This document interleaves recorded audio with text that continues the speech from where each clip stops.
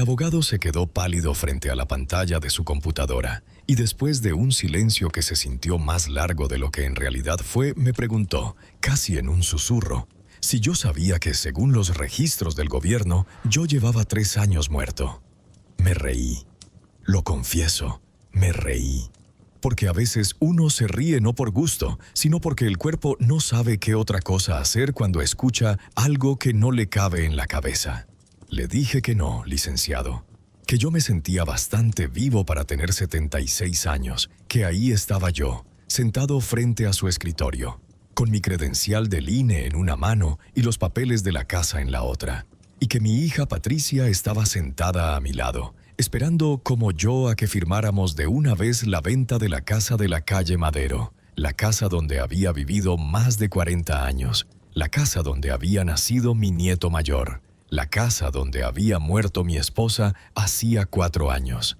El licenciado Villalba, que llevaba más de 20 años llevando los papeles de mi familia, que había sido compañero de mi hermano en la secundaria, que me había atendido con la misma paciencia desde que yo era un maestro joven con un sueldo que apenas alcanzaba, no se rió conmigo.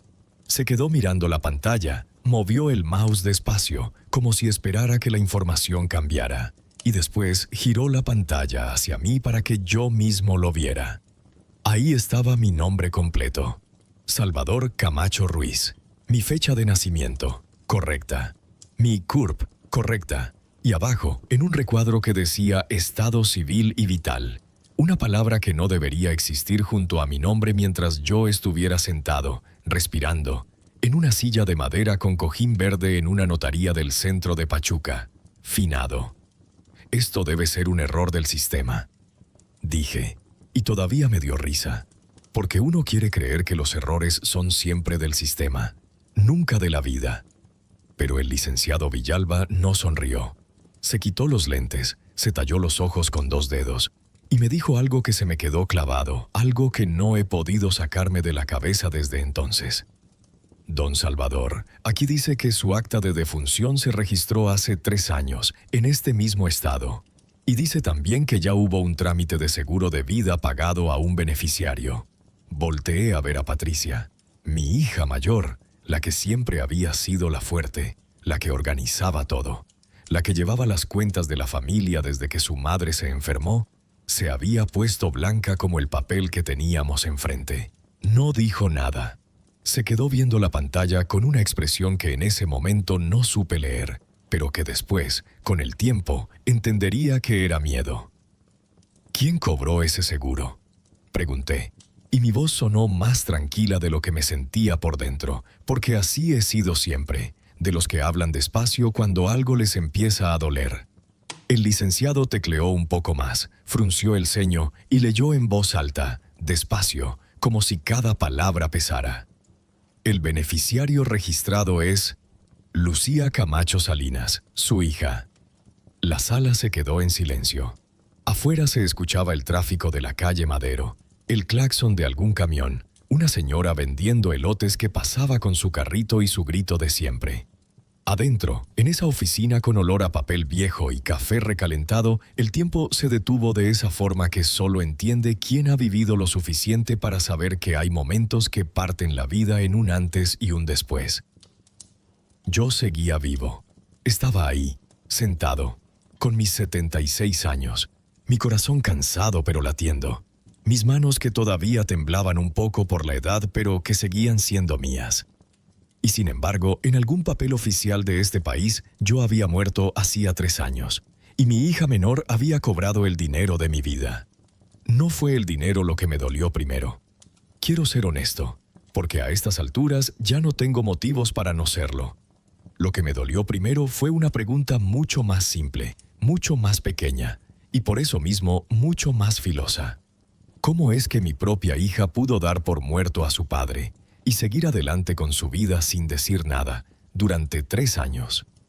Pero esa pregunta, con el tiempo, dejaría de ser la más importante, porque lo que vino después, lo que descubrí en los meses siguientes, removiendo papeles viejos, hablando con gente que llevaba años sin ver, abriendo cajas que mi esposa había guardado bajo llave durante toda su vida, Me enseñó que a veces uno cree estar descubriendo una mentira, cuando en realidad apenas está abriendo la puerta de un cuarto mucho más grande, un cuarto donde llevaban guardadas casi 50 años las verdades más importantes de mi familia. Esa tarde, al salir de la notaría, no pude firmar nada. El licenciado Villalba nos pidió que volviéramos en unos días, que él mismo iba a investigar qué había pasado, que esto era algo que rara vez se veía pero que tenía solución, que no nos preocupáramos. Patricia manejó de regreso a la casa en silencio, con las manos apretando el volante con más fuerza de la necesaria. Y yo me quedé viendo por la ventana las calles que conocía desde niño, la iglesia de la Asunción, el mercado donde mi esposa compraba el pan dulce los domingos, las jacarandas que en esa época del año todavía tenían algunas flores moradas colgando. Llegamos a la casa, esa misma casa que ya no podríamos vender hasta que aquel papel se arreglara, y me senté en mi sillón de siempre, el de la sala, frente al televisor que mantenía encendido casi todo el día con el volumen bajito, más por compañía que por otra cosa. Patricia me preparó un café, uno de esos cafés de olla que su madre le había enseñado a hacer, con canela y un poco de piloncillo, y me lo puso enfrente sin decir nada. «Papá», dijo finalmente sentándose frente a mí. Yo no sabía nada de esto, te lo juro, le creí, sigo creyéndole. Pero esa tarde, mientras el café se enfriaba sin que ninguno de los dos lo tocara, usé ese mismo silencio para empezar a recordar, en orden, todo lo que había sido mi vida hasta ese día. Porque sentía que necesitaba entenderla otra vez desde el principio, antes de poder entender lo que estaba a punto de descubrir. Yo nací en Pachuca, en una época en que la ciudad todavía olía a las minas, cuando los hombres bajaban de los cerros con la ropa cubierta de polvo y las mujeres ponían a hervir frijoles desde temprano para que el olor llegara hasta la calle.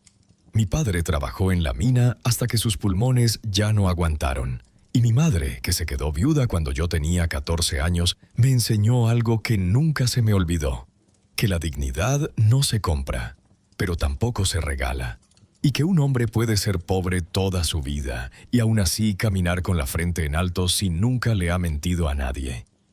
Estudié para maestro porque era lo único que mi familia podía pagar y porque, en aquellos años, ser maestro rural era de las pocas formas que tenía un muchacho de pueblo para salir adelante sin tener que irse al otro lado. Me mandaron primero a una comunidad cerca de Zacualtipán, después a otra cerca de Apán, y finalmente, después de varios años, conseguí una plaza en una primaria de Pachuca, cerca de donde había crecido. Ahí, en esa escuela, conocí a Refugio. Ella era la hermana de uno de mis compañeros maestros, una muchacha de Tulancingo que había venido a Pachuca a trabajar de costurera en un taller cerca del centro. Tenía el pelo negro y largo, una risa que se escuchaba desde el otro lado del patio, y una forma de mirar a la gente que hacía que uno se sintiera, aunque fuera por un momento, la persona más importante del mundo. Nos casamos un año después de conocernos, en la iglesia de la Asunción, con un vestido que ella misma se hizo con la tela que le sobró de un encargo, y con una fiesta sencilla en el patio de la casa de mis suegros, con mole, arroz y un conjunto de guitarras que tocó hasta pasada la medianoche. Los primeros años de matrimonio fueron, lo digo sin exagerar, los más felices de mi vida. Rentamos un cuarto cerca de la escuela donde yo trabajaba, y aunque el dinero siempre fue poco, nunca nos faltó lo necesario. Refugio seguía cosiendo por las tardes, yo calificaba exámenes hasta tarde con la luz de una lámpara, y los domingos íbamos a misa de 8 y luego al mercado, donde ella compraba verduras y, si alcanzaba, una pieza de pan dulce para acompañar el café de la tarde. Patricia nació 3 años después de la boda en el Hospital General de Pachuca, un día de lluvia que yo recuerdo perfectamente porque tuve que correr varias cuadras bajo el agua para avisarle a mi suegra. Fue una niña sana, fuerte, que desde chiquita tenía ese carácter que después la haría tan buena para organizar todo, para llevar las cuentas, para resolver problemas que a otros los dejaban paralizados. 2 años después, conseguí una beca para ir a estudiar a la Normal Superior, a la Ciudad de México, un programa de actualización para maestros que duraba casi un año. Era una oportunidad que no podía dejar pasar porque significaba un mejor sueldo, una mejor plaza, la posibilidad de dar clases en secundaria en lugar de primaria. Pero significaba también separarme de Refugio y de Patricia, que entonces tenía apenas 2 años, durante varios meses, con visitas cortas cada 3 o 4 semanas, cuando el dinero del pasaje alcanzaba. Ese año que pasé yendo y viniendo entre la Ciudad de México y Pachuca, entre el cuarto que rentaba cerca de la Normal y la casa donde había dejado a mi esposa y mi hija, fue un año difícil para los dos. Refugio se quedó sola, con una niña pequeña, en una ciudad donde no tenía a su familia cerca, porque los suyos seguían en Tulancingo. Yo sabía que era difícil para ella. Lo sabía, pero en ese entonces no lo entendía del todo, porque a los 26 años uno cree que el amor es suficiente para sostener cualquier distancia, y no siempre es así. Cuando regresé definitivamente a Pachuca, casi un año después, Refugio me recibió con una alegría que recuerdo como genuina, como real. Conseguimos, poco después, esta casa de la calle Madero, una casa pequeña pero con patio, con espacio para unas macetas y un tendedero. Y ahí empezamos lo que sería el resto de nuestra vida juntos. Y unos meses después, Refugio me dio la noticia de que estaba esperando otra vez. Lucía nació al año siguiente de mi regreso, en el mismo hospital general donde había nacido Patricia. Recuerdo que cuando la cargué por primera vez, sentí exactamente lo mismo que había sentido con Patricia. Esa mezcla de miedo y de ternura que solo se entiende cuando uno tiene a un hijo recién nacido entre los brazos, ese peso tan pequeño y tan enorme al mismo tiempo. Lucía fue una bebé tranquila, de esas que duermen toda la noche desde chiquitas, con el pelo oscuro como su madre y unos ojos grandes que, desde muy pequeña, parecían observarlo todo con una seriedad que no era normal en una niña de su edad. Las dos crecieron en esta casa. Patricia, la mayor, siempre fue la responsable, la que ayudaba a su madre con los quehaceres, la que sacaba buenas calificaciones sin esfuerzo aparente. Lucía, en cambio, fue siempre más callada, más para adentro, de esas niñas que pasan horas dibujando solas o leyendo en un rincón, que no piden mucho, pero que cuando algo les duele, lo guardan tan adentro que uno tarda años en darse cuenta de que algo les dolió. Yo trabajé en esa secundaria, la misma, durante 38 años. Di clases de historia y de civismo, materias que en otra época importaban más de lo que importan ahora. Y llegué a ser, sin buscarlo, uno de esos maestros que la gente recuerda años después, que se encuentra en la calle a antiguos alumnos ya convertidos en doctores, en choferes, en madres y padres de familia, que se acercan a saludarlo con un respeto que a uno, con los años, se le va quedando como la única riqueza verdadera que junta en la vida. Refugio, mientras tanto, dejó la costura cuando las niñas crecieron un poco, y se dedicó a la casa, aunque siempre, hasta el final de sus días, conservó esa costumbre de tener la máquina de coser lista en una esquina de la recámara, por si alguna vecina necesitaba un arreglo, por si alguna de las niñas rompía un pantalón en la escuela, por si la vida le pedía remendar algo. Fuimos, durante muchos años, lo que cualquiera llamaría una familia normal.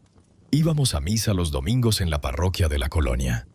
Los sábados, Refugio hacía mole o pozole, dependiendo de la temporada, y a veces venían mis hermanos con sus familias, y la casa se llenaba de risas, de niños corriendo por el patio entre las macetas, del olor del café de olla que Refugio siempre tenía listo para cuando llegaran las visitas.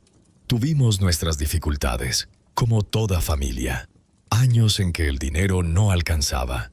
Una operación de Patricia cuando tenía 9 años que nos dejó endeudados durante meses. Un par de discusiones fuertes entre Refugio y yo que, con el tiempo, se resolvieron como se resuelven esas cosas entre dos personas que han decidido envejecer juntas. Pero hubo algo, ahora que lo pienso, que siempre me pareció extraño y que en su momento no le di importancia. Refugio, con Lucía, era diferente. No es que la quisiera más ni que la quisiera menos que a Patricia. Era otra cosa, algo más difícil de explicar. Era una especie de cuidado extra, de atención que a veces parecía casi culpa, como si Refugio sintiera que le debía algo a esa hija en particular, algo que nunca terminaba de pagar por completo.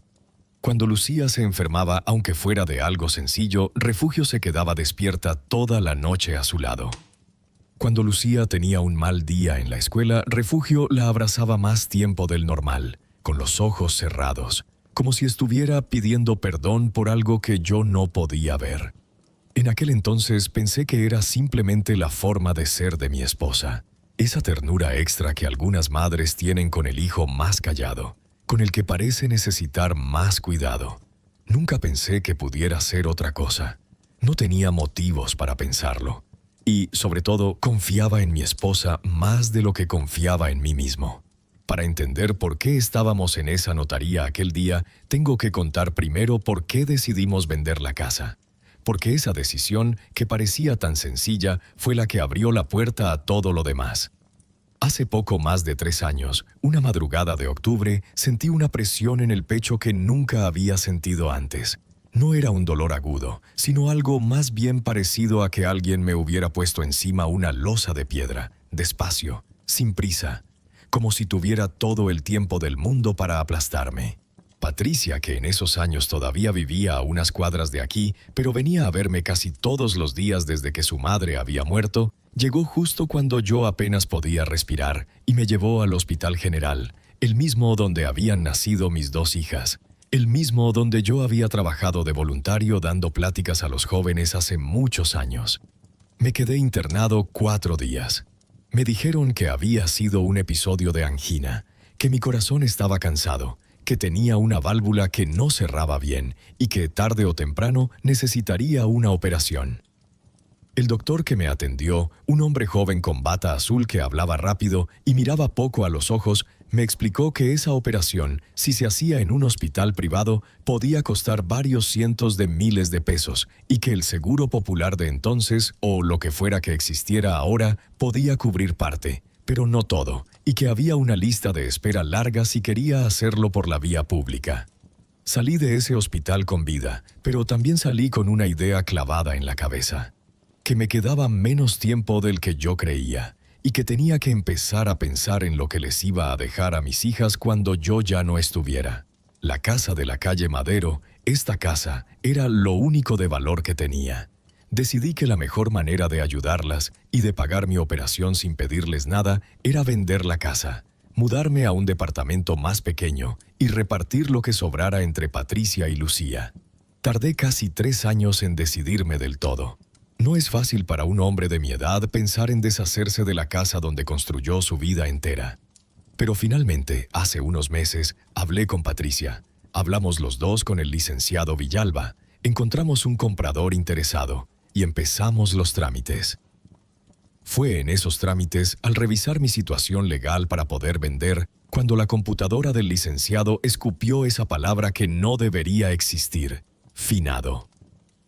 Recuerdo perfectamente algo de aquella hospitalización de hace 3 años, algo que en ese momento no le di ninguna importancia, pero que después, cuando até cabos, se convirtió en una pieza clave de todo este rompecabezas.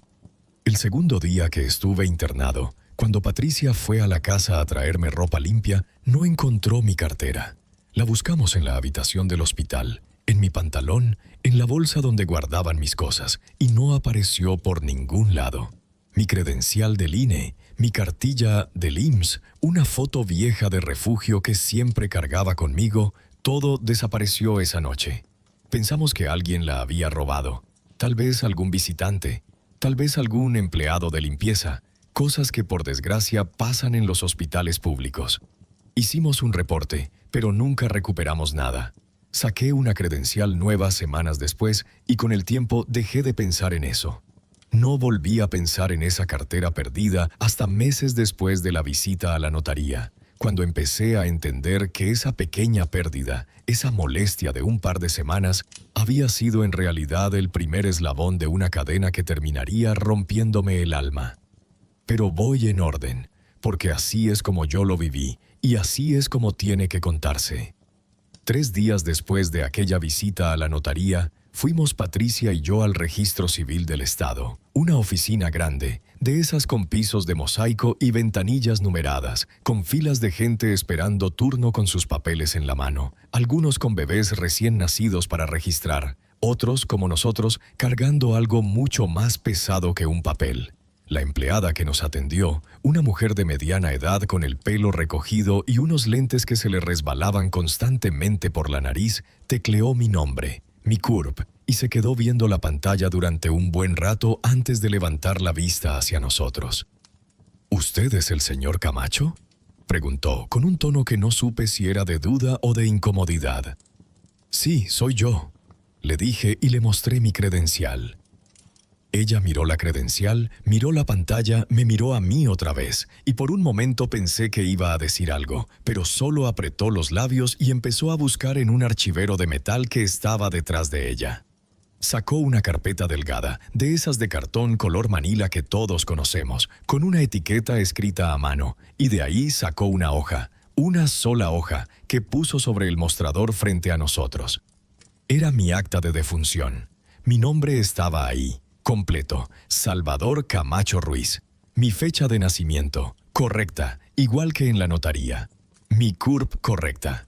El nombre de mis padres correctos, los dos ya fallecidos hace muchos años, así que esa parte tampoco llamaba la atención de nadie. La fecha de defunción decía un día de noviembre, hacía 3 años, apenas unas semanas después de que yo hubiera salido de aquella hospitalización por la angina.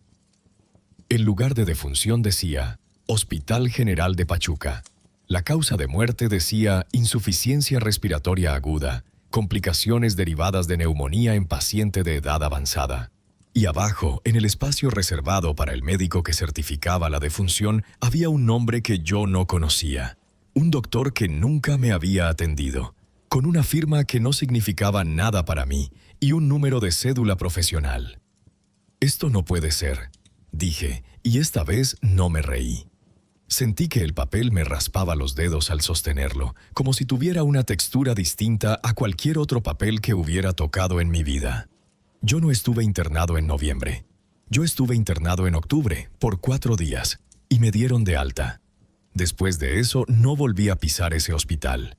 La empleada, con cuidado, nos explicó que ella no podía darnos más información, que ese documento había sido generado a partir de un certificado médico de defunción que el hospital había enviado, que para cualquier corrección o aclaración necesitábamos presentar una queja formal, y que probablemente tendríamos que ir directamente al hospital para ver qué expediente tenían ellos.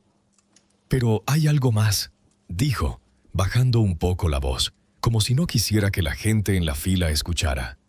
Aquí, en la parte de atrás, hay una anotación. Dice que el cuerpo fue reclamado por un familiar directo y que se entregó un acta de inhumación a nombre de... Volvió a revisar la hoja.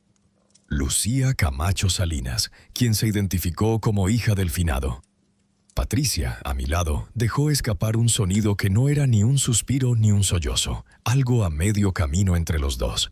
Algo que solo había escuchado de ella una vez antes, el día que le avisamos que su madre había muerto. «Eso no tiene sentido», murmuró Patricia. «Lucía no ha venido a Pachuca en años. Ni siquiera vino al funeral de mi mamá. Mandó dinero, pero no vino. Yo me quedé viendo esa hoja de papel, ese documento oficial con sello y firma que decía que yo había muerto de una neumonía que nunca tuve, en un hospital al que no había vuelto, y que mi hija había ido a recoger un cuerpo que, por lógica elemental, no podía ser el mío, porque el mío seguía aquí, sosteniendo ese mismo papel con manos que aún temblaban, pero que seguían vivas.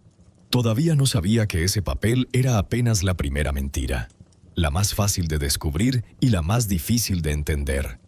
El licenciado Villalba nos ayudó a conseguir, 2 días después, una cita con el área de archivo clínico del Hospital General de Pachuca.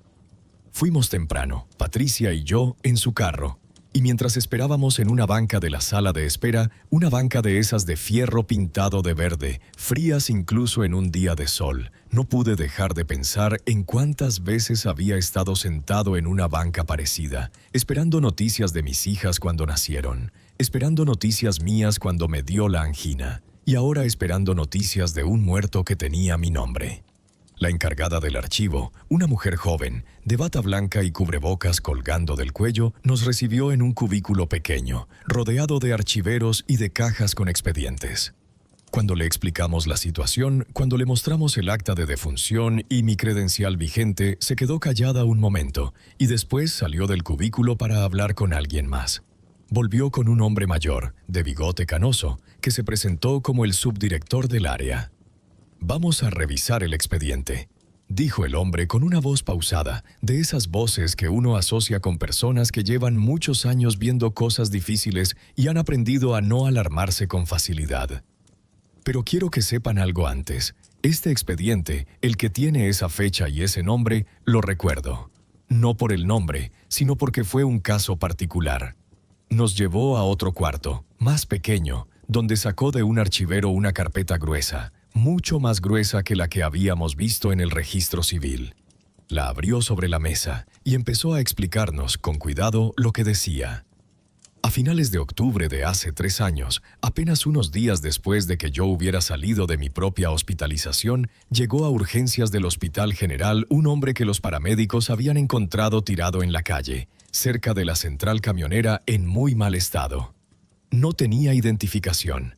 Estaba deshidratado, desnutrido, con principio de neumonía, y por su aspecto, por la ropa que traía, por el estado de sus manos y sus pies, todo indicaba que era una persona que llevaba tiempo en situación de calle, o que había viajado largas distancias sin recursos. En estos casos, explicó el subdirector, cuando un paciente llega sin identificación, se le registra como no identificado, con un número de expediente provisional, mientras se investiga quién es. A veces nunca se averigua, a veces aparece algún familiar, y a veces, como en este caso, aparecen documentos que ayudan a identificarlo, aunque sea después. ¿Qué documentos?, pregunté, aunque ya empezaba a sospechar la respuesta, porque el cuerpo se me había puesto tenso desde que el hombre dijo central camionera. Cuando el paciente ingresó, no traía nada encima. Pero al tercer día, una trabajadora social que estaba revisando sus pertenencias encontró, cosida en el forro de su chamarra, una cartera vieja. Adentro había una credencial de elector a nombre de Salvador Camacho Ruiz, una cartilla del IMSS con el mismo nombre y una fotografía. El subdirector sacó de la carpeta una copia de esa fotografía. Era una copia en blanco y negro, algo borrosa, pero reconocí la imagen de inmediato, porque era una foto que yo mismo había cargado en mi cartera durante años. Una foto de refugio, joven, con un vestido de flores, sonriendo frente a la fuente del Parque Hidalgo, una foto que le habían tomado poco después de casarnos y que yo llevaba conmigo a todas partes, hasta que la cartera desapareció durante mi hospitalización en octubre. «Esa es mi cartera», dije, y la voz se me quebró un poco, no por el documento, sino por la fotografía, por ver de nuevo el rostro de mi esposa joven, sonriendo, sin saber que años después, esa misma foto terminaría en el bolsillo de un desconocido que moriría con mi nombre. Me la robaron en este mismo hospital, hace 3 años, durante mi internamiento por la angina. El subdirector asintió despacio, como si esa pieza encajara con algo que él ya sospechaba. «Eso explicaría muchas cosas», dijo. El personal que atendió este caso encontró esos documentos y, siguiendo el protocolo, los usó para identificar al paciente.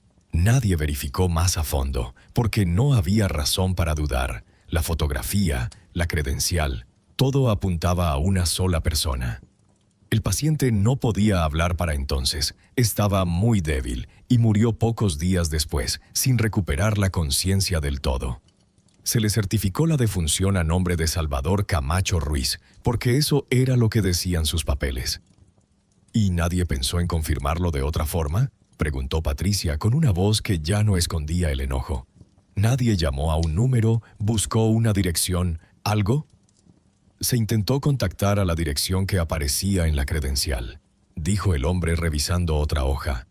Aquí dice que se mandó un oficio a esa dirección, pero no hubo respuesta en el tiempo que marca el protocolo. Y aquí hizo una pausa y nos miró con algo parecido a la incomodidad. Aquí dice que 3 días después de la defunción se presentó una persona reclamando el cuerpo, identificándose como hija del paciente, con copia de un acta de nacimiento que coincidía con los datos. «Lucía», dijo Patricia en voz baja, como si decir el nombre en voz alta le costara un esfuerzo físico. El nombre que aparece aquí es Lucía Camacho Salinas, confirmó el subdirector. Trajo un acta de nacimiento, una identificación propia y firmó la entrega del cuerpo. La funeraria que se hizo cargo fue la Funeraria San Rafael, aquí en Pachuca. Eso también está anotado. Salimos de ese hospital con una copia de todo el expediente y con una sensación que no sabría describir más que como un mareo que no se va. Había una explicación, sí, una explicación que en cierto modo tenía lógica. Un hombre sin identidad, mis documentos robados, un error de hospital que cualquiera podría entender. Pero esa explicación no resolvía nada, porque dejaba en pie la pregunta más grande. ¿Cómo supo Lucía, en Tijuana, que un hombre había muerto en Pachuca con mis documentos? ¿Y por qué, sabiéndolo, no llamó a Patricia, no me llamó a mí, no le dijo a nadie en la familia que su padre, según los papeles, acababa de morir? A menos que ella supiera desde el principio que ese hombre no era yo. Esa idea se me clavó como una astilla y ya no se me salió en los días siguientes. Fuimos a la funeraria San Rafael esa misma tarde, una funeraria pequeña, de fachada beige, con un letrero descolorido y un patio de estacionamiento donde solo había 2 carros. Adentro olía a flores y a cera de veladora, ese olor que cualquiera que ha perdido a alguien reconoce de inmediato y que se le queda pegado en la memoria para siempre. El encargado, un hombre de unos 60 años, con un suéter color café y modales muy formales, recordaba el caso. No por el nombre, dijo, sino porque era de los pocos servicios que se habían pagado completamente en efectivo, y porque la persona que lo contrató había pedido el paquete más sencillo, el más económico, casi sin adornos, algo que él, después de tantos años en el oficio, sabía leer como una señal de que la familia no tenía mucho dinero, o de que no quería llamar la atención. «Era una señora», dijo el encargado, entornando los ojos como si estuviera viendo la escena otra vez. «De unos 40 y tantos años, creo. Venía sola. No traía a nadie más, ni esposo, ni hijos, nadie. Estuvo muy tranquila durante todo el trámite, casi demasiado tranquila, si se me permite decirlo. No lloró. Firmó todo lo que tenía que firmar, pagó en efectivo y pidió que el servicio fuera lo más rápido posible, porque, según dijo, tenía que regresar pronto a su trabajo, en otro estado. ¿Recuerda algo más de ella?, pregunté. ¿Algo que dijera? El hombre se quedó pensando un momento. Solo una cosa, dijo finalmente. Cuando le pregunté si quería poner alguna frase en la lápida, alguna dedicatoria, ella dijo que no, que solo pusiéramos el nombre y las fechas. Pero después, cuando ya nos íbamos a la fosa, se quedó un momento mirando la caja y dijo algo para sí misma, muy bajito, casi como un rezo. Yo alcancé a escuchar solo una parte. Dijo, «Ya no tienes que esconderte más». Esa frase se me quedó grabada como si me la hubieran tatuado por dentro. Ya no tienes que esconderte más. ¿Quién era ese hombre para que mi hija le dijera algo así? ¿Y de qué o de quién se había estado escondiendo? Esa tarde fuimos al panteón. Era un panteón municipal, en las afueras de la ciudad, de esos con caminos de tierra entre las tumbas y árboles de pirul que dan sombra dispareja. El encargado de la funeraria nos había dado el número de la fosa y caminamos entre las hileras de tumbas hasta encontrarla. Una lápida sencilla, de cemento gris, sin foto, sin flores, con una placa pequeña de metal donde estaba grabado, con letras simples, mi nombre completo, mi fecha de nacimiento real y una fecha de defunción que yo sabía, con toda certeza, que no era la mía. Me quedé parado frente a esa tumba un buen rato, sin decir nada. Patricia, a mi lado, lloraba en silencio, esas lágrimas que ya no hacen ruido porque llevan demasiado tiempo acumulándose. Yo no lloré. Sentí, en cambio, algo más extraño, una especie de respeto, de tristeza, hacia ese hombre que yo no conocía, ese hombre que había muerto solo, lejos de su tierra, sin nadie que reclamara su cuerpo con su verdadero nombre, y a quien mi hija, por alguna razón que yo todavía no entendía, había decidido enterrar bajo el mío. No fue la mentira lo que me rompió en ese momento. fue pensar que debajo de esa tierra había un hombre que merecía que alguien dijera su verdadero nombre en voz alta, y que durante 3 años nadie lo había hecho. Para entender lo que vino después, tengo que hablar de Lucía y de la distancia que se fue metiendo entre nosotros años antes de todo esto. Una distancia que en su momento atribuía a cosas normales, a esas cosas que pasan entre padres e hijos cuando los hijos crecen y se van, pero que ahora, mirando hacia atrás, me parece que tenía raíces mucho más profundas. Lucía siempre fue la hija callada. De niña, como dije, prefería los rincones, los libros, los dibujos. De adolescente se volvió más reservada todavía. De esas muchachas que uno siente que cargan algo por dentro, aunque nunca dicen qué. Sacaba buenas calificaciones, ayudaba en la casa, iba a misa con nosotros sin quejarse, pero había una distancia, algo que yo, como padre, nunca logré cruzar del todo. Patricia era fácil de leer. Si estaba contenta, se le notaba. Si estaba enojada, también. Lucía era distinta. Podía estar sentada con nosotros toda la tarde, sonriendo, participando en la conversación, y al mismo tiempo dar la sensación de estar en otro lado, muy lejos, en un lugar al que nadie más tenía acceso. A los 20 años, Lucía empezó a salir con un muchacho de la colonia, un chico que trabajaba de mecánico, buena gente según todos, pero que a mí, no sé por qué, nunca terminó de convencerme. Tuvimos algunas discusiones por eso, discusiones normales entre un padre que cree saber lo que es mejor para su hija y una hija que ya es adulta y quiere tomar sus propias decisiones. Nada grave, o eso pensé yo. Pero un día, Lucía tenía entonces 23 o 24 años. Tuvimos una discusión distinta. No recuerdo exactamente cómo empezó. Creo que fue por algo relacionado con ese muchacho, con planes de irse a vivir juntos sin casarse, algo que en aquella época, para un hombre como yo, todavía era difícil de aceptar. Le dije cosas que tal vez no debí decir, cosas sobre el respeto, sobre lo que su madre y yo le habíamos enseñado, sobre la familia. Y entonces, en medio de esa discusión, Lucía dijo algo que en ese momento no entendí. Algo que sonó como un desahogo de muchacha enojada, pero que ahora, con todo lo que sé, me parece la primera grieta visible de algo mucho más grande. Dijo: «Tú ni siquiera sabes lo que es esta familia de verdad». Yo le respondí, molesto, que claro que sabía, que esta familia la había construido yo, con mi trabajo, con mis sacrificios, con cada peso que había llevado a esta casa durante 30 años. Y ella, con los ojos llenos de lágrimas, pero con una calma que me asustó más que si hubiera gritado, solo dijo: «Eso no es lo que quise decir». Y se encerró en su cuarto. Esa noche, Refugio habló con ella a solas, durante mucho tiempo. Yo me quedé en la sala, esperando, y cuando Refugio salió del cuarto de Lucía, tenía los ojos hinchados, como si hubiera yo llorado, aunque trató de disimularlo. Le pregunté qué le había dicho Lucía, y Refugio solo me dijo: «Son cosas de muchacha, Salvador. Ya se le va a pasar». Y nunca más hablamos del tema. Pero algo cambió después de esa noche. Lucía se mudó pocos meses después, primero a un departamento con su novio, y luego, cuando esa relación terminó, se fue a Tijuana, sola, diciendo que allá había mejores oportunidades de trabajo. Tenía entonces 25 años. Eso fue hace casi 25 años. Al principio, las llamadas eran frecuentes.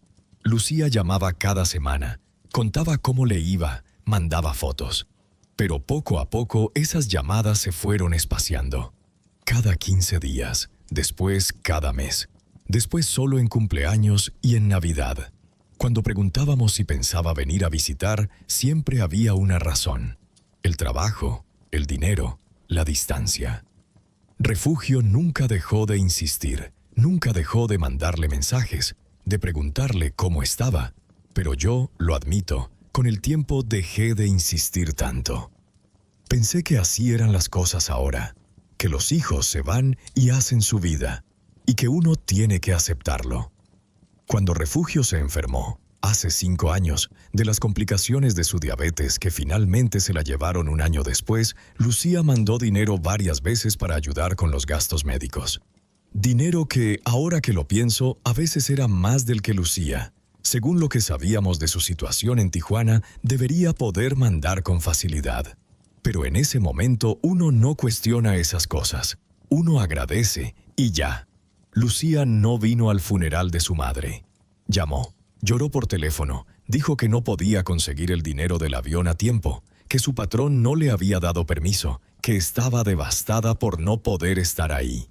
Patricia, en ese momento, estaba demasiado ocupada con los preparativos, con recibir a la familia, con cuidarme a mí, como para cuestionar mucho la ausencia de su hermana. Yo, en mi dolor, tampoco tuve fuerzas para cuestionarla. Pero hay algo de esos días que sí recuerdo. Algo que en su momento no até con nada, pero que ahora, mirando hacia atrás, me parece importante. En sus últimos días, cuando Refugio ya casi no podía hablar, cuando pasaba la mayor parte del tiempo dormida por los medicamentos, hubo un momento, una madrugada, en que se despertó de golpe, con los ojos muy abiertos, y empezó a decir el nombre de Lucía, una y otra vez, no como quien llama a alguien que está lejos, sino como quien pide perdón. Lucía, perdóname. Lucía, perdóname. Yo estaba a su lado, le tomé la mano. Le dije que ahí estaba yo, que todo iba a estar bien, pensando que estaba confundida por la fiebre, por los medicamentos. Ella me miró. Por un momento pareció reconocerme y dijo algo más, algo que en ese momento sonó solo como el delirio de una mujer muy enferma. Tienes que decirle, algún día tienes que decirle. Le pregunté qué tenía que decirle, a quién, qué cosa. Pero Refugio ya se había vuelto a quedar dormida y nunca más recuperó del todo la lucidez. Murió 3 días después, en esta misma casa, en la cama donde habíamos dormido juntos durante más de 40 años, con un rosario entre las manos que yo mismo le había puesto. Ese rosario que ella apretaba sin darse cuenta cada vez que algo le preocupaba, desde que yo la conocía. Después de su muerte, guardé sus cosas. No todas. Algunas las regalé, otras las donamos a la parroquia, pero hubo una caja de galletas, de esas latas grandes y decoradas que alguna Navidad nos habían regalado, llena de papeles, cartas, fotografías viejas, que guardé sin abrir, en el closet de la recámara, porque en ese momento no tuve el valor de revisarla. Era de Refugio, eran sus cosas más privadas, las cartas que había guardado durante toda su vida, y abrirlas me parecía, en cierto modo, una falta de respeto, como leer un diario que no era mío. Esa caja estuvo guardada 4 años, sin que nadie la tocara. La noche después de visitar el panteón, después de ver esa lápida con mi nombre y la fecha equivocada, no pude dormir. Me quedé sentado en la cama, viendo hacia el closet, pensando en esa frase que Refugio había dicho en su delirio. Tienes que decirle, algún día tienes que decirle. Y pensé también en esa otra frase, la que el encargado de la funeraria había escuchado de boca de Lucía frente a la tumba de un desconocido. Ya no tienes que esconderte más. 2 frases, dichas por 2 mujeres distintas, en momentos distintos, separadas por años, pero que de pronto me parecieron parte de la misma conversación. Una conversación que había empezado mucho antes de que yo me enterara de nada, y que tal vez nunca había terminado de verdad. Me levanté, abrí el closet y bajé la caja de galletas. El polvo que tenía encima me hizo toser. La abrí sobre la cama, despacio, y adentro encontré justo lo que esperaba. Cartas viejas, algunas mías, de cuando estuve estudiando en la Ciudad de México, con la letra de Refugio en los sobres, fotografías en blanco y negro y otras ya descoloridas por el tiempo. Un mechón de pelo de bebé guardado en un sobre pequeño, con una fecha que reconocí como la de Patricia. Estampitas religiosas, un rosario de madera más viejo que el que Refugio usaba al final, tal vez el primero que tuvo de niña. Y hasta el fondo, atado con un listón rojo ya descolorido, un paquete de cartas distintas a las demás. Cartas escritas con una letra que no era la de Refugio. Una letra de hombre, con trazos grandes, algo torpes, como de alguien que no había tenido mucha escuela. Cartas dirigidas a Refugio, a una dirección de Tulancingo, de cuando ella era soltera y todavía vivía con sus padres. Y firmadas, todas, con la misma inicial, una J. grande, al final de cada carta. Me senté en el piso de la recámara, con la espalda recargada en la cama, y empecé a leer esas cartas, una por una, con el mismo cuidado con que se desdobla algo que lleva mucho tiempo guardado y que podría romperse. Eran cartas de un hombre llamado Joaquín. Lo supe desde la primera, porque ahí firmaba con su nombre completo, Joaquín Salas Medina. Las cartas estaban fechadas, las más viejas de hacía casi 55 años, cuando Refugio tenía apenas 18 o 19 años, mucho antes de que yo la conociera. Por lo que pude entender, leyendo entre líneas, entre las palabras torpes pero llenas de cariño de un muchacho que claramente no había tenido mucha escuela, pero que sabía, a su manera, decir lo que sentía, Joaquín había sido el primer novio de Refugio. Eran de Tulancingo los dos, vecinos de la misma calle, y se habían criado juntos desde niños. En las primeras cartas, Joaquín hablaba de planes sencillos, de juntar dinero para poner un taller de herrería, de pedirle matrimonio a Refugio en cuanto pudiera mantener una familia, de lo bonito que se veía el cerro desde la casa de ella al atardecer. Pero después las cartas cambiaron. Joaquín se había ido al otro lado, como decían entonces, contratado en uno de esos programas de trabajadores temporales que llevaban hombres mexicanos a trabajar en los campos de Estados Unidos. Las cartas empezaron a llegar desde lugares con nombres que a mí, de joven, también me sonaban lejanos y casi mágicos. California, Texas, Arizona. Joaquín contaba del trabajo duro, del calor, de los compañeros que conocía. Y siempre, siempre terminaba prometiendo que pronto juntaría suficiente dinero para regresar y casarse con ella. Las cartas se fueron espaciando. De una cada mes pasaron a una cada 2 meses, después cada 3. La letra empezó a verse más cansada, menos cuidada. En una de las últimas, fechada hacía poco más de 53 años, Joaquín escribía algo que me dolió leer, no por mí, sino por imaginar a la Refugio joven que había recibido esa carta, esperando. Para el otoño ya estaré allá a Cuca. Esta vez sí, ya casi tengo lo del pasaje y algo más para empezar. La firmaba como siempre, con esa J grande al final. Y ahí terminaba el paquete. No había más cartas de Joaquín después de esa. Ningún otoño, ninguna llegada, ninguna explicación.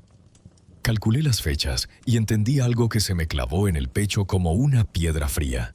Esa última carta de Joaquín era de apenas unos meses antes de que Refugio y yo empezáramos a salir. Yo había conocido a Refugio en una posada, en casa de unos parientes comunes, en diciembre, y para entonces, según las fechas, Joaquín ya llevaba meses sin escribir, después de prometer que llegaría para el otoño.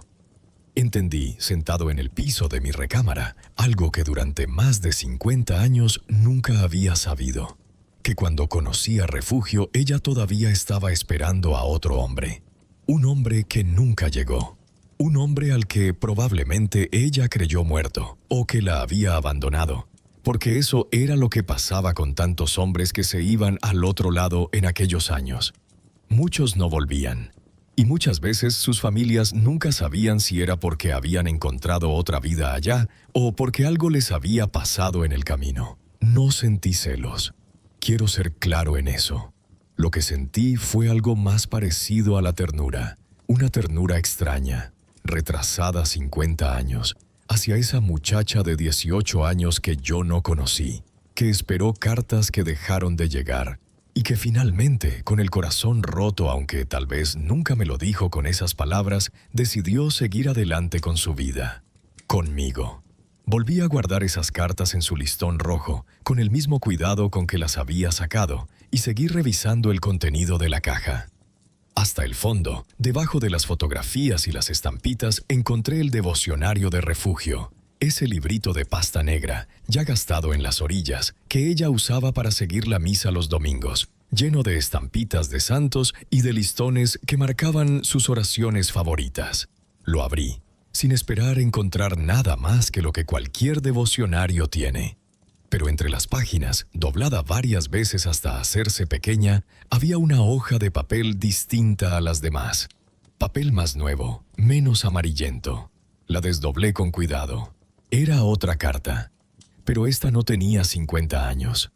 Por la tinta, por el tipo de papel, por la letra, que era la misma de Joaquín pero ahora más temblorosa, más vieja, calculé que esa carta no podía tener más de 6 o 7 años. Es decir, que había llegado a manos de Refugio apenas unos años antes de morir, casi 50 años después de la última carta del paquete con el listón rojo. El remitente, en el sobre que venía doblado junto con la carta, decía: Joaquín Salas Medina, y una dirección en Tampico, Tamaulipas. Empecé a leerla y conforme avanzaba sentí que el aire de la recámara se hacía más pesado, como si las paredes se hubieran acercado un poco. La carta empezaba sin saludo, como quien retoma una conversación que se quedó pendiente hace mucho tiempo. Joaquín contaba que había pasado casi toda su vida en Estados Unidos, que se había quedado allá más tiempo del que pensaba, que se había casado, que había enviudado, que finalmente, ya viejo, había decidido regresar a México, a Tampico, donde tenía un sobrino que lo ayudaba. Contaba que un antiguo conocido de Tulancingo, alguien que también había regresado de allá, le había dado, por casualidad, noticias de Refugio, que se había casado con un maestro de Pachuca, que tenía 2 hijas, que parecía estar bien. Y entonces, hacia el final de la carta, había un párrafo que leí 3 veces, porque la primera vez no logré entenderlo del todo, y la segunda no quise entenderlo, y la tercera ya no pude seguir fingiendo que no lo entendía. Decía así, más o menos, porque la letra en esa parte era más difícil de leer, como si a Joaquín le hubiera temblado más la mano. Cuca, han pasado tantos años que ya ni sé si debería escribirte esto. Pero antes de morirme, quiero que sepas que nunca dejé de pensar en lo que me dijiste aquella vez, en la carta que me mandaste a Reynosa, antes de que yo me fuera para siempre.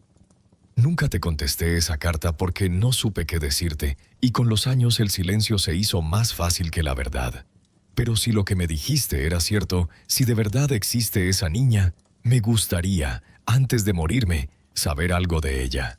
No para meterme en su vida, ni en la tuya, solo para saber que existe. La carta terminaba ahí, sin firma, como si a Joaquín le hubiera faltado el valor para firmarla, o como si hubiera tenido que dejarla a medias por algo. Me quedé sentado en el piso de esa recámara, con esa hoja de papel temblando en mis manos, por más tiempo del que puedo calcular. Afuera, en la calle, escuché pasar el camión de la basura, con su campana de siempre, ese sonido tan común, tan de todos los días, que de pronto me pareció absurdo, fuera de lugar, como si el mundo no tuviera derecho a seguir funcionando normalmente mientras yo estaba ahí, descubriendo que existía una carta, escrita por la mujer con la que había compartido más de 40 años de mi vida, dirigida a un hombre que yo no conocía, hablando de esa niña, como si fuera un secreto compartido entre los dos. ¿Qué niña? ¿De qué carta hablaba Joaquín? Una carta que Refugio le había mandado antes de que él se fuera para siempre. Si esa carta era de hacía más de 50 años, de antes de que Refugio y yo nos casáramos, ¿de qué niña podía estar hablando si para entonces ni Patricia ni Lucía habían nacido? A menos que esa carta no fuera de antes de casarnos. A menos que Joaquín, después de todo, sí hubiera regresado, alguna vez, en algún momento de nuestro matrimonio, y que esa carta a Reynosa fuera de un tiempo mucho más reciente del que yo, en mi inocencia, había estado calculando. Esa noche no dormí. Me quedé sentado en la cama, con la luz del buró encendida, con esa carta sobre las piernas, repasando en mi cabeza, una y otra vez, cada año de mi matrimonio, buscando algún hueco, algún momento en que Refugio hubiera podido escribirle una carta a un hombre que vivía en Reynosa, una carta que hablaba de una niña. Y entonces recordé el año que pasé en la Ciudad de México, estudiando en la Normal Superior. El año en que dejé sola a Refugio, con Patricia de 2 años, en esta misma casa. El año en que volví y, pocos meses después, Refugio me dio la noticia de que esperaba a otro bebé. El año en que nació Lucía. No quise creerlo de inmediato. Cualquier hombre, supongo, haría lo mismo. Pasé esa noche y buena parte del día siguiente haciendo cuentas una y otra vez, contando meses con los dedos como si fuera un muchacho, tratando de encontrar algún error en mis propias fechas, alguna forma de que las cosas no fueran como empezaban a parecer. Pero las fechas no mentían. Yo había salido hacia la Ciudad de México en febrero. Había regresado a Pachuca, definitivamente, casi a finales de noviembre de ese mismo año, después de casi 10 meses fuera, con visitas cortas cada 3 o 4 semanas que, calculando bien, sumaban apenas unos cuantos días juntos en todo ese tiempo. Lucía había nacido en agosto del año siguiente. Hice la cuenta de los meses, hacia atrás, desde su nacimiento, y el resultado me cayó encima como una de esas piedras que uno ve venir desde lejos pero que igual lo aplastan. El periodo en que Lucía tuvo que haber sido concebida coincidía, casi exactamente, con uno de mis viajes de regreso a la Ciudad de México, después de una de esas visitas cortas. Una visita de apenas 3 días, en la que yo había estado en Pachuca y después había vuelto a irme por casi un mes más, antes de mi regreso definitivo. Si Joaquín había vuelto a Pachuca en esas fechas, aunque fuera por unos días, aunque fuera de paso, antes de desaparecer otra vez para irse para siempre a Reynosa y de ahí, según contaba en su carta, de regreso a Estados Unidos para no volver en 50 años. Entonces las fechas, esas fechas que yo había estado calculando con los dedos como un muchacho asustado, encajaban de una manera que yo no quería que encajaran. Por la mañana le pedí a Patricia que viniera a la casa. No le mostré la carta de inmediato. Primero le conté lo de las cartas viejas, lo de Joaquín, lo del primer novio de su madre, esperando ver si ella sabía algo, si alguna vez su madre le había mencionado algo. Patricia negó con la cabeza, pero después se quedó pensando, con esa expresión que ponía cuando algo empezaba a encajar dentro de su memoria. «Espera», dijo. «Sí hubo algo. Hace muchos años, no sé, yo era niña todavía. Una vez escuché a mi mamá hablando con su hermana, mi tía Socorro, la que vivía en Tulancingo, la que ya murió. No entendí bien de qué hablaban, pero recuerdo que mi tía le dijo algo así como, «¿Y si regresa, qué le vas a decir?» Y mi mamá se puso a llorar, y cuando me vio ahí, me mandó a jugar afuera. Yo tendría como 8 o 9 años. Nunca le di importancia. Pensé que hablaban de algún pariente, de alguien que se había ido para el norte, como tantos. 8 o 9 años. Es decir, justo en la época en que, si mis cuentas eran correctas, Joaquín pudo haber regresado, brevemente, antes de irse de nuevo. Entonces le mostré la carta de hacía 6 o 7 años, la que hablaba de esa niña. Patricia la leyó 2 veces, igual que yo, y cuando terminó, se quedó con la hoja entre las manos, mirando un punto fijo en la pared, durante un buen rato. «Papá», dijo finalmente, con una voz muy bajita, como si tuviera miedo de que las palabras, al salir, se hicieran más reales. «¿Tú crees que Lucía...?» No terminó la pregunta. No hacía falta. «No lo sé», le dije, y era la verdad. «Pero hay una manera de averiguarlo, o por lo menos de acercarnos más. Vamos a regresar al hospital». Esa misma tarde fuimos otra vez al Hospital General. Esta vez no preguntamos por el expediente médico, sino por algo distinto. Si en los hospitales públicos, cuando un paciente sin identificar muere y nadie reclama sus pertenencias de inmediato, esas pertenencias se guardan, aunque sea por un tiempo, en algún lugar. El subdirector, el mismo hombre del bigote canoso, nos explicó que sí, que existe un área de resguardo y que los efectos personales de los pacientes, sobre todo de los que mueren sin familiares presentes, se guardan etiquetados durante un periodo, por si algún familiar aparece después reclamando. Después de cierto tiempo, si nadie reclama, esos efectos se donan o se desechan, dependiendo de su estado. Pero en este caso, como sí hubo una persona que reclamó el cuerpo para el entierro, era posible, dijo, que algunas de esas pertenencias todavía estuvieran ahí, porque a veces, cuando alguien viene solo a reclamar el cuerpo para el funeral, no piensa en preguntar por una bolsa de ropa vieja y unos cuantos objetos personales, y esas bolsas se quedan olvidadas en el almacén durante años. Tardaron casi 1 hora en encontrarla. Una empleada del área de trabajo social bajó al sótano del hospital.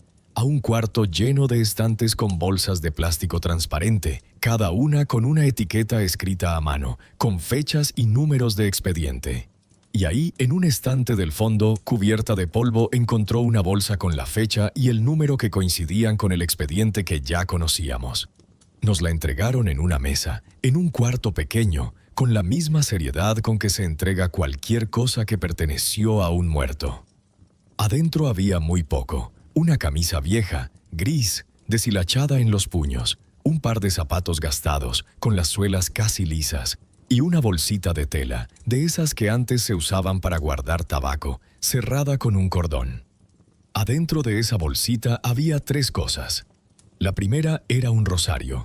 No el rosario de madera de refugio que yo conocía, sino otro, más viejo todavía, con las cuentas gastadas de tanto pasar entre los dedos, como solo se gastan los rosarios que se han usado durante toda una vida. La segunda era un boleto de autobús, doblado muchas veces, ya casi roto en los dobleces. Logré leer, con cuidado, lo que todavía se podía leer. Un boleto de la línea ADO, de Tampico a Pachuca, con una fecha de hacía 3 años, apenas unos días antes de la fecha de defunción que aparecía en mi acta. Y la tercera cosa era una fotografía, pequeña, en blanco y negro, con las orillas dobladas y gastadas de tanto manosearla. Era una fotografía de una muchacha joven, de unos 18 o 19 años, con el pelo recogido, sentada en lo que parecía la banqueta de una casa, sonriendo a la cámara con esa sonrisa despreocupada que solo se tiene cuando uno todavía no sabe lo que la vida le va a costar. Reconocí esa fotografía.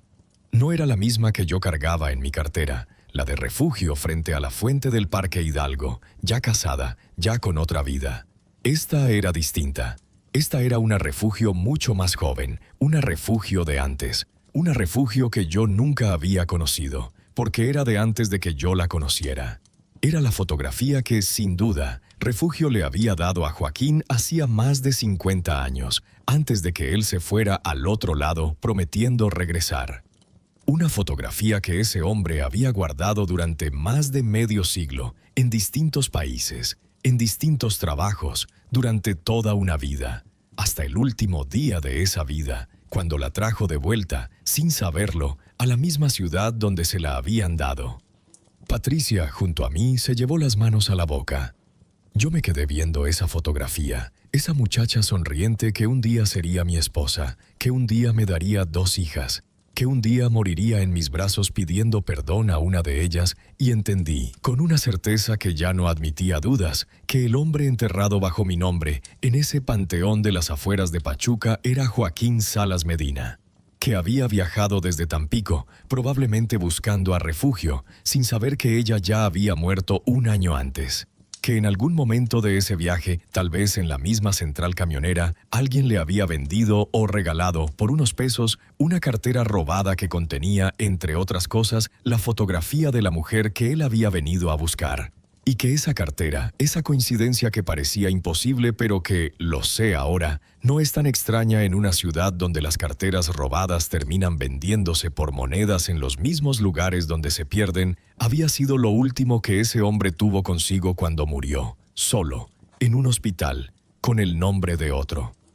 «Tenemos que hablar con Lucía», dije, y mi voz sonó, por primera vez en todos esos días, no como la voz de alguien que pregunta, sino como la de alguien que ya sabe, más o menos, lo que va a escuchar, y que solo necesita escucharlo de una vez. Patricia asintió y sacó su teléfono. Tenía el número de Lucía guardado, uno que yo ni siquiera sabía que existía, porque durante años, sin que yo lo supiera del todo, mis 2 hijas habían mantenido un contacto que a mí, su padre, se me había ido escapando poco a poco, como tantas otras cosas en esta historia. Patricia marcó el número desde su teléfono, en altavoz, sentados los 2 en la mesa de la cocina. Esa misma mesa con mantel de plástico floreado donde habíamos comido tantas veces los 4 juntos, hace tantos años. El teléfono timbró 3 veces antes de que alguien contestara. «¿Patricia?» La voz de Lucía sonó al otro lado, con ese acento que con los años se le había mezclado un poco con el del norte. pero que seguía siendo, en el fondo, la misma voz de siempre. ¿Pasa algo? Es muy temprano allá, ¿no? Lucía, dijo Patricia, y se notaba que le costaba encontrar las palabras. Está mi papá aquí conmigo. Tenemos que hablar contigo de algo. Hubo un silencio, apenas un par de segundos, pero un silencio distinto a los silencios normales del teléfono. Un silencio que ya tenía algo dentro, como si Lucía, del otro lado, hubiera sabido en ese instante exactamente de qué se trataba. ¿Sobre qué?, preguntó, y su voz ya no sonaba igual. Sonaba más baja, más cuidadosa, como quien camina sobre un piso que sabe que puede ceder en cualquier momento. Tomé el teléfono yo mismo. No había planeado qué decir. Llevaba días repasando esta conversación en mi cabeza, imaginando reproches, imaginando preguntas. Pero en ese momento, con el aparato en la mano, lo único que me salió fue su nombre. Lucía, dije, y mi propia voz me sonó extraña, como si viniera de otro lugar. Soy tu papá. Papá, repitió ella, y esa sola palabra ya llevaba dentro algo que se quebraba. Fui a la notaría a vender la casa, le dije, despacio, sin levantar la voz, porque sentía que si la levantaba, todo lo que había guardado durante días iba a salir de golpe, y de manera que después no podría controlar. Y resulta que, según los papeles del gobierno, yo me morí hace 3 años, de una neumonía, en el Hospital General. Y resulta también que tú fuiste la que reclamó el cuerpo, y la que cobró un seguro de vida. Del otro lado no hubo nada durante varios segundos. Ni un sonido, ni una respiración, nada.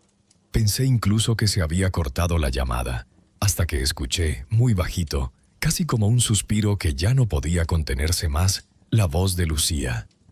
Sabía que algún día esto iba a pasar. No fue un grito, no fue una negación, fue simplemente una afirmación, dicha con el cansancio de alguien que lleva 3 años cargando algo demasiado pesado y que, de cierta forma, hasta siente alivio cuando finalmente se le cae de las manos. Necesito que me expliques, le dije. No para reclamarte nada, Lucía. Necesito entender. He pasado los últimos días encontrando cosas de tu mamá, cartas viejas, una fotografía, un boleto de camión de Tampico. Y necesito que tú me ayudes a entender lo que estoy viendo, porque solo no puedo. Hubo otro silencio, más largo esta vez.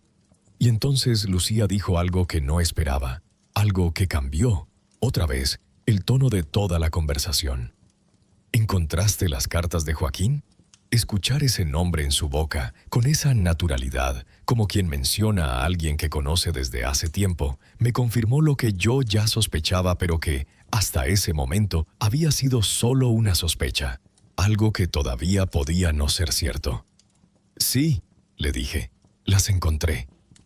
Entonces ya sabes, dijo Lucía, y su voz se quebró del todo, ahí sí, en un llanto que llevaba contenido no sé cuántos años. O por lo menos sabes parte. Papá, hay cosas que nunca te dijimos. Cosas que ni siquiera sé si debí saber yo. Hija, le dije, y fue la primera vez en toda esa conversación que sentí que mi voz también se quebraba. Ven a la casa, ven a Pachuca. No te voy a preguntar nada por teléfono, pero necesito que vengas y que me lo cuentes todo, aquí, en esta cocina, como debió haber sido siempre. Lucía tardó en contestar. Escuché, del otro lado, el sonido de algo, tal vez una silla, tal vez una puerta. Y finalmente dijo, «Está bien, papá. Voy a sacar un vuelo para mañana. Llego pasado mañana en la noche». Colgamos. Patricia y yo nos quedamos sentados en esa cocina, sin decir nada durante un buen rato, escuchando el zumbido del refrigerador viejo, el tic-tac del reloj de pared que había sido un regalo de bodas hacía más de 50 años. Regalo, como me enteraría después, de unos vecinos de Tulancingo, amigos de la familia de Refugio, gente que tal vez también había conocido a Joaquín de joven, sin que ninguno de nosotros lo supiera entonces. Esa noche, antes de dormir, releí otra vez la última carta de Joaquín, la de hacía 6 o 7 años, la que hablaba de esa niña. Y por primera vez me fijé en algo que antes había pasado por alto. La fecha del matasellos del sobre no era de hacía 6 o 7 años, como yo había calculado por el papel y la tinta. Era de hacía apenas un poco más de 3 años, es decir, de unos meses antes de la muerte de Joaquín. Eso significaba algo importante. Esa carta no había llegado a Refugio en vida. Refugio ya había muerto 1 año antes de que Joaquín la escribiera. Entonces, ¿cómo había terminado esa carta dentro del devocionario de Refugio, en una caja que yo había guardado, sin tocar, desde la muerte de mi esposa? La única respuesta posible era una que, en ese momento, todavía me costaba aceptar. Alguien había puesto esa carta ahí. Alguien había recibido esa carta, dirigida a una mujer que ya estaba muerta, y la había guardado en el devocionario de esa mujer, en esa casa, sin decirle nada a nadie. Y solo había una persona, además de mí, que tenía acceso a esa caja, a ese devocionario, en los últimos 3 años. Pero esa pregunta, esa última pregunta, decidí guardármela para cuando Lucía estuviera frente a mí, porque sentía que merecía que se la hiciera mirándola a los ojos, no por teléfono, no escrita, sino de la manera en que se preguntan las cosas verdaderamente importantes. En silencio, esperando, dándole tiempo a la otra persona de encontrar las palabras.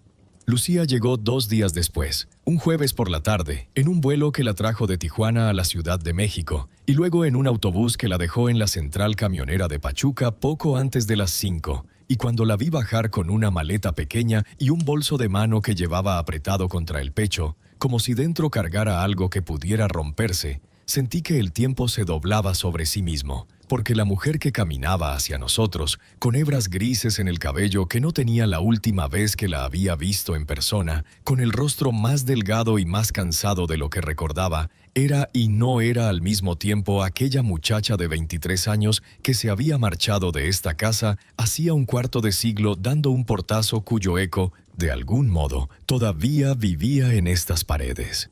Patricia la abrazó primero, un abrazo largo y sin palabras, y cuando me tocó a mí abrazarla sentí que su cuerpo, bajo mis manos, temblaba ligeramente, y que ella también lo notó, porque se separó rápido, como avergonzada de su propio temblor, y murmuró un «Hola, papá», tan bajito que casi se perdió entre el ruido de los autobuses que llegaban y salían de la central. No hablamos gran cosa en el trayecto a la casa. Patricia conducía. Lucía iba en el asiento del copiloto mirando por la ventanilla las calles de Pachuca que habían cambiado y, al mismo tiempo, no habían cambiado tanto, y yo iba atrás, observando la nuca de mi hija menor, el modo en que de vez en cuando cerraba los ojos como quien se prepara para algo, y pensé que tal vez ella había pasado las últimas 48 horas ensayando, una y otra vez, las palabras que tendría que decir esa noche. Del mismo modo en que yo, de joven, ensayaba frente al espejo las clases que daría al día siguiente, sabiendo que por más que uno se prepare, cuando llega el momento, las palabras casi nunca salen como uno las había imaginado. Cenamos los 3 en la cocina, una cena sencilla que Patricia había preparado, y hablamos de cosas pequeñas, del clima, del vuelo, de los hijos de Lucía, que ya eran adultos y vivían sus propias vidas en Tijuana y en Mexicali. Y por un rato pude fingir, casi con alivio, que esto era simplemente una visita, que mi hija menor había venido a verme después de mucho tiempo y que no había, debajo de esa cena, un fondo de preguntas sin responder. Pero cuando Patricia recogió los platos y los puso en el fregadero y luego, con una delicadeza que le agradecí en silencio, dijo que iba a acostarse temprano porque al día siguiente tenía que abrir la papelería. Supe que el momento había llegado y que Patricia lo sabía también, porque al pasar junto a mí me apretó el hombro un segundo, como diciéndome que estaría cerca, en su recámara, por si la necesitábamos. Lucía y yo nos quedamos solos en la cocina, con la luz amarilla de la lámpara que colgaba sobre la mesa y el zumbido del refrigerador viejo de fondo. Y durante un rato ninguno de los dos dijo nada, hasta que ella, sin mirarme, sacó de su bolso un sobre de papel manila, gastado en las esquinas, y lo puso sobre la mesa entre los dos. Y dijo que antes de que yo preguntara nada, ella quería contarme todo, desde el principio, aunque eso significara que yo dejara de quererla. porque ya no podía seguir cargando sola con lo que había cargado durante los últimos 3 años. Y entonces, con la voz quebrándose a ratos pero sin detenerse, como si llevara mucho tiempo necesitando decir todo eso en voz alta, Lucía empezó a contarme. Me dijo que 3 años y medio atrás, unos meses después de la muerte de mi refugio, un hombre mayor, de unos 70 y tantos años, alto a pesar de la edad aunque visiblemente enfermo, se había presentado una tarde en la puerta de su casa en Tijuana, preguntando por ella por su nombre completo, Lucía Camacho Salinas, y que al principio ella había pensado que se trataba de algún conocido de su esposo, de algún asunto de dinero, porque en esos meses el negocio de su esposo, una pequeña distribuidora de refacciones que llevaban casi 15 años sacando adelante, se estaba yendo a pique, ahogado en deudas con proveedores y con un préstamo bancario que ya no podían pagar. Pero el hombre, dijo Lucía, no venía por dinero. Venía porque se llamaba Joaquín Salas Medina, y porque, según le dijo esa tarde, parado en el umbral de su puerta, llevaba más de 40 años preguntándose si en algún lugar de México existía una hija suya. Me contó que Joaquín le explicó, esa tarde y en visitas posteriores, durante los días que se quedó en Tijuana antes de continuar su viaje, toda la historia que yo apenas había empezado a reconstruir a través de cartas viejas y matasellos. Su noviazgo de juventud con refugio en Tulancingo. Su partida al otro lado prometiendo volver para el otoño. Los años perdidos trabajando en los campos de California sin papeles, sin poder regresar. Las cartas que mandó y que con el tiempo dejaron de tener respuesta. Y cómo, ya entrado en años, enfermo y cansado de una vida de trabajo duro y soledad, había decidido regresar a México a buscar lo que le quedaba de su pasado, empezando por refugio. Un conocido de la familia, en Tulancingo, le había dicho que Refugio se había casado con un maestro de Pachuca y que habían tenido 2 hijas, y le mostró, sin mala intención, una foto vieja de una reunión familiar en la que aparecíamos los 4, Refugio, yo, Patricia y Lucía. Y Joaquín, mirando esa foto, se había quedado viendo el rostro de Lucía durante un largo rato, y luego había hecho cuentas, las mismas cuentas de fechas que yo haría después, y había llegado a la misma conclusión que yo, que los tiempos no cuadraban con un maestro que pasaba 10 meses fuera de casa. Lucía me dijo que al principio no le creyó, que incluso se enojó, que le dijo a ese desconocido que se fuera, que ella tenía un padre y que ese padre era yo. Pero Joaquín, en lugar de insistir o de presionarla, simplemente le dejó una pequeña caja con fotografías viejas, cartas que Refugio le había escrito de joven, y una más reciente, escrita apenas un año antes de morir, en la que Refugio, ya enferma, le contaba que tenía 2 hijas y que una de ellas, sin que nadie más lo supiera, era de él, y le pedía que, si alguna vez volvía a México, no buscara a esa hija para hacerle daño, sino solo, si Dios se lo permitía, para verla de lejos, para saber que había estado bien.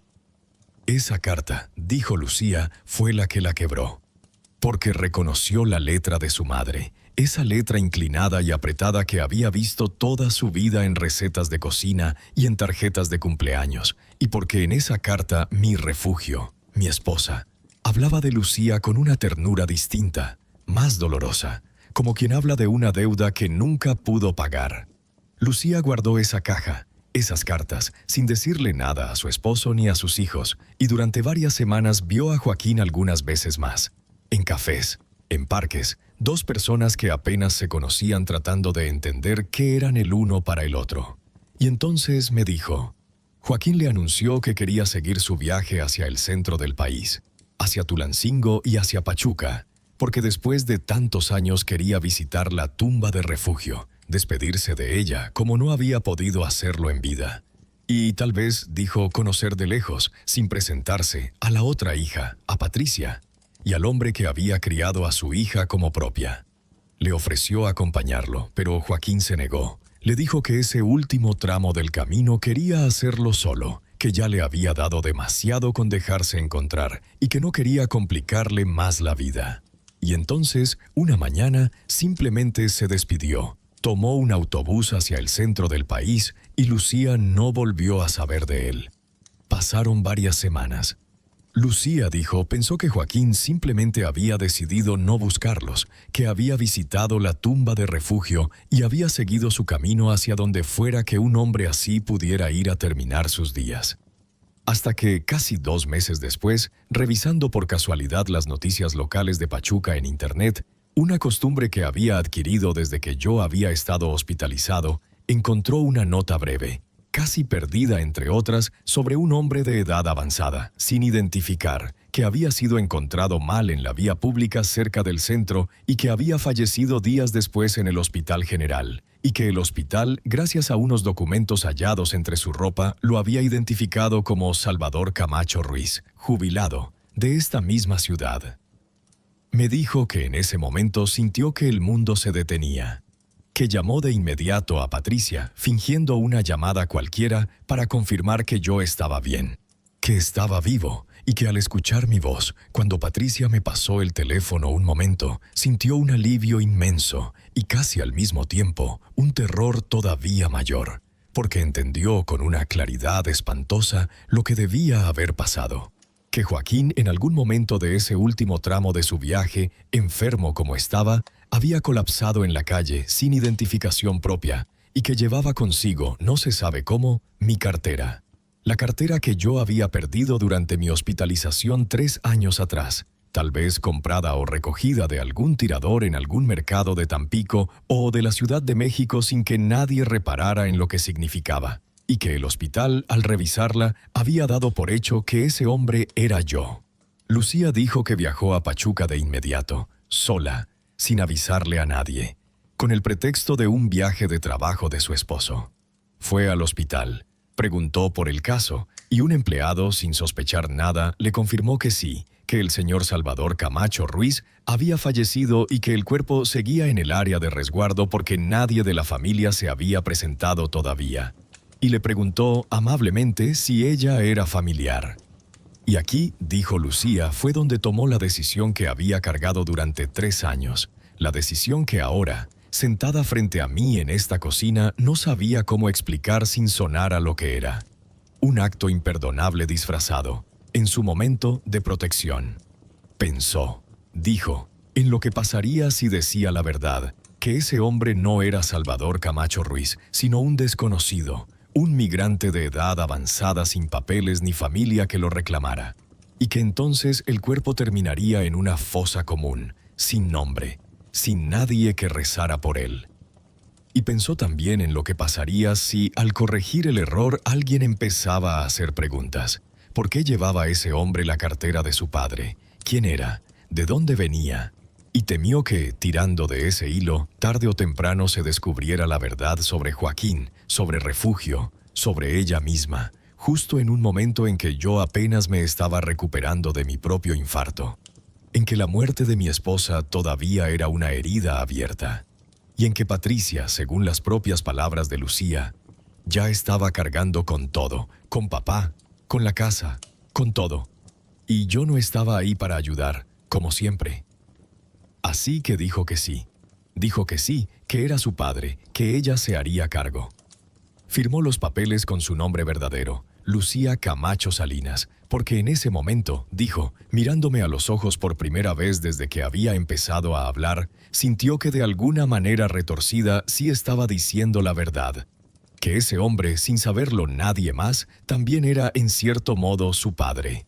Contrató el servicio más sencillo en la funeraria San Rafael, pagó en efectivo con dinero que llevaba para el viaje y estuvo presente, sola, en el entierro de Joaquín Salas Medina bajo mi nombre, en el panteón municipal, sin avisarle a nadie de la familia.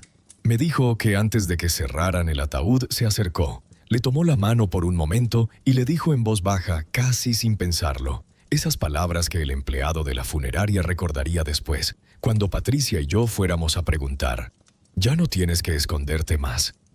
Porque eso, dijo Lucía con la voz rota, era lo único verdadero que se le ocurrió decirle a ese hombre que, sin haberlo elegido, se había convertido en su padre y en su secreto al mismo tiempo. Y entonces, dijo mientras estaba en esos trámites, un empleado del hospital le mencionó, como quien no quiere la cosa, que como esposo de una maestra jubilada del sistema estatal, yo es decir, el hombre que ellos creían que era yo, probablemente tenía un seguro de vida a través del SNTE y que como hija ella podía iniciar el trámite de cobro presentando el acta de defunción. Lucía bajó la mirada en ese punto de su relato y durante varios segundos no dijo nada. Yo tampoco dije nada. Solo escuchaba el reloj de pared, el mismo reloj que había sido regalo de boda, marcando los segundos en ese silencio. Cuando volvió a hablar, su voz era distinta, más baja, más avergonzada.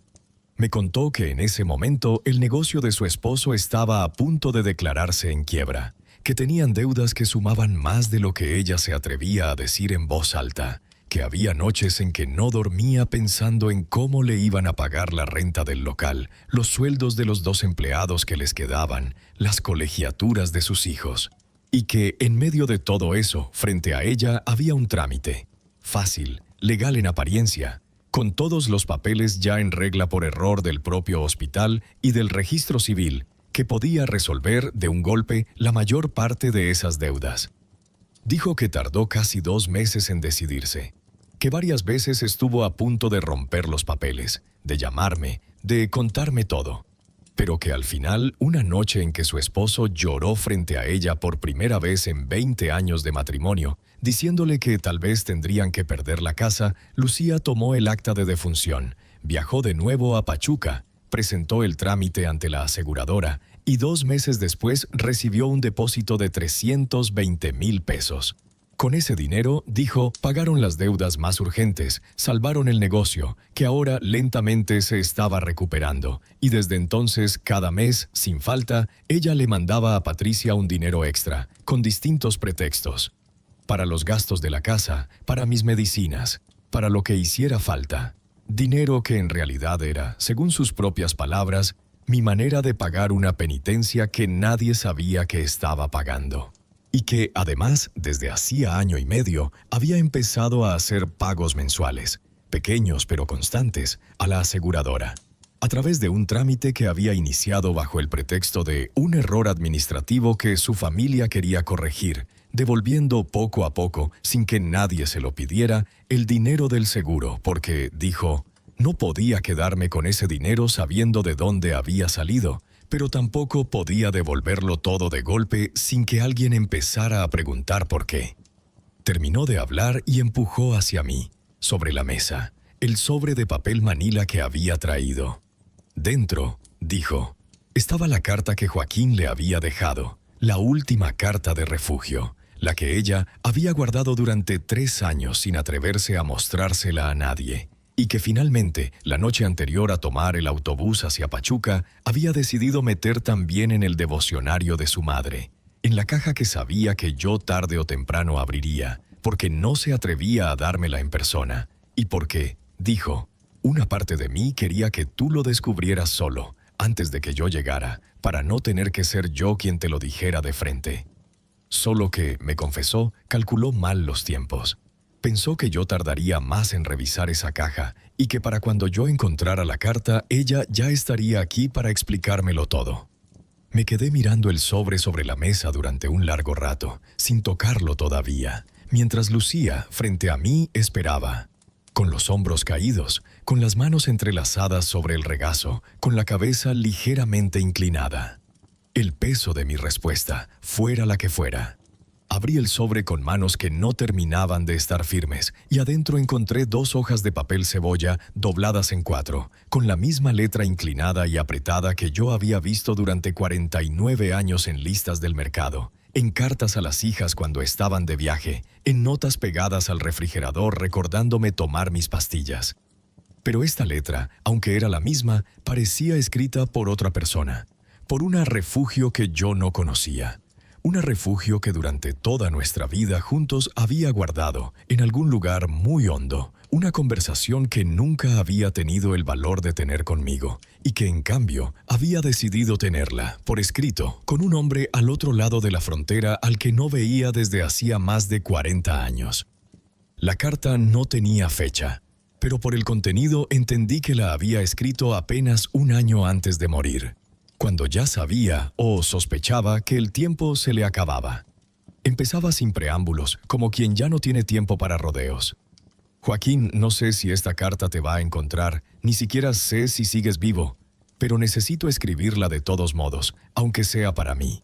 Y luego, a lo largo de esas 2 hojas, mi esposa le contaba a ese hombre lo que nunca me había contado a mí.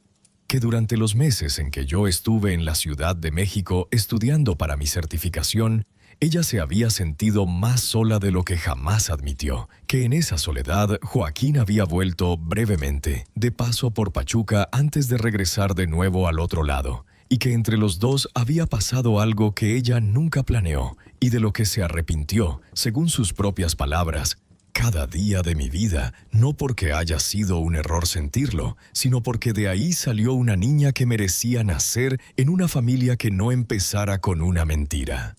Refugio le contaba que, meses después, cuando supo que estaba embarazada, hizo cuentas, las mismas cuentas que Joaquín haría 40 años después con una fotografía en la mano, y que decidió en ese momento que esa niña sería hija mía, de Salvador, en todos los sentidos que de verdad importaban, y que jamás, bajo ninguna circunstancia, dejaría que esa decisión se deshiciera.